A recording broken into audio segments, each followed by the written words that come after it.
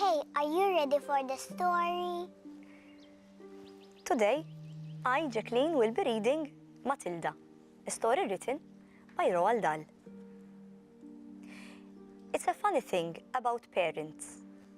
Even when their own child is the most disgusting little blister you could ever imagine, they still think that they are wonderful. Some parents go further. They become so blinded by adoration, they manage to convince themselves that their child has qualities of genius. Well, there's nothing very wrong with all this. It's the way of the world. It is only when parents begin telling us about the brilliance of their own revolting offspring that we start shouting, "Bring us a basin, we're going to be sick." School teachers suffer a good deal from having to listen to the sword of twaddle from proud parents.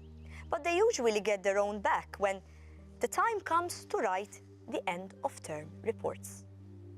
If I were a teacher, I would cook up some real scorchers for the children of doting parents. "Your son Maximilian," I would write, "is a total washout. I hope you have a family business you can push him into when he leaves school, because he sure as heck won't get a job anywhere else." Or, if I were feeling lyrical that day, I might write, "It is a curious truth that grasshoppers have their hearing organs in the sides of the abdomen.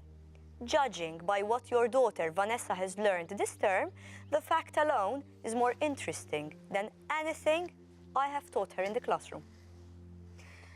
I might even delve deeper into natural history and say, "The periodical cicada spent 6 years a grub underground and no more than 6 days as a free creature of sunlight and air. Your son Wilfred has spent 6 years as a grub in the school."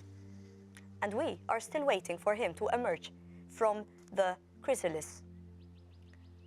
A particularly poisonous little girl might sting me into saying, "Fiona has the same glacial beauty as an iceberg, but unlike the iceberg, she has absolutely nothing below the surface." I think I might enjoy writing end-of-term reports for the stinkers in my class, but enough of that. We have to get on. Occasionally, one comes across parents who take the opposite line, who show no interest at all in their children. And these are, of course, far worse than the doting ones.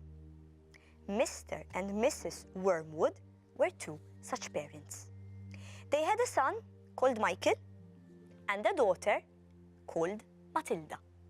And the parents looked upon Matilda in particular as nothing more than a scrab. A scab is something you have to put up with until the time comes when you can pick it off and flick it away.